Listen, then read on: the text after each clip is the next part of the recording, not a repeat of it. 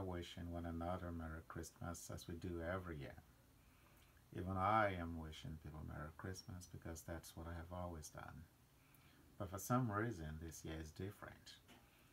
Even as I am saying Merry Christmas to everyone, I have felt really troubled uh, by the fact that I am trying to actually understand what exactly there is to be merry about. And the reality is that I remember the story of how Christ was born, peace on earth, and there was going to be goodwill toward men. There is no denying the fact that God has actually always extended goodwill toward men. But I look around us today, and what I see is that inhumanity to man actually suggests the fact that we are not extending goodwill toward one another. There is no peace in our world, and it's getting increasingly worse. And that's because people are thriving on hatred. Children are dying, families are dying. Even this minute you can turn on television and see all of the death around us while some of us are celebrating. Not very far from us, others are dying.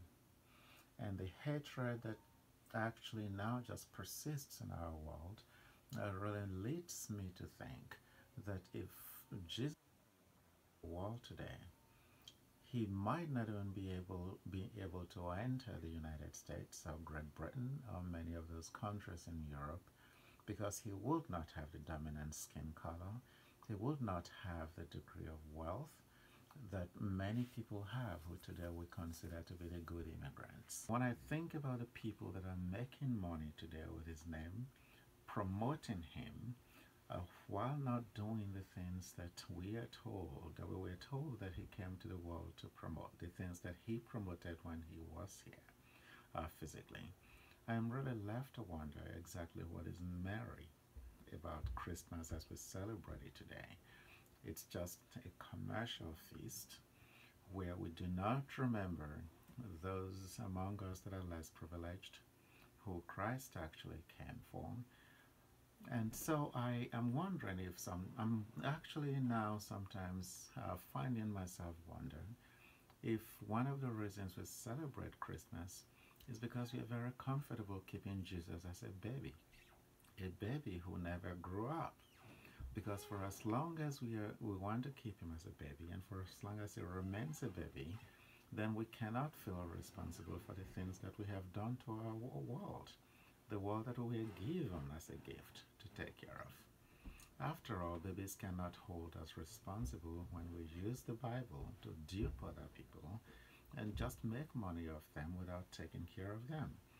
We cannot have a baby hold us responsible when we go and kill people in countries and even in our communities just because they do not look like us, do not worship like us, and do not live the kinds of life that we want them to live. How would a baby hold us responsible? Therefore, it seems to me sometimes that maybe that's what we want to do. Keep him as a baby, celebrate him as a baby, and feel no sense of responsibility.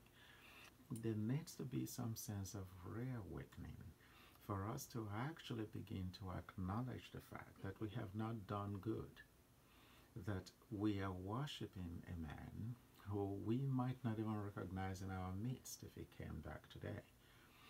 And if that is true, then we should begin to think of how we can bring peace to our world, how we can begin to, in practice, show what it's like to extend goodwill to our neighbors. Because that, after all, will be the essence of Christianity, it seems. That's what will make us a better place, and that's what will make Christmas meaningful. Not the commercialization of Christianity, of Christmas that we now celebrate. We glorify money, and Christmas, we think of Christmas and it's actually about money. We think of church and it's actually about money, and people, the emphasis is no longer on spirituality as it ought to be. And I think that it's time for us to begin to actually take a look at ourselves and do what is right.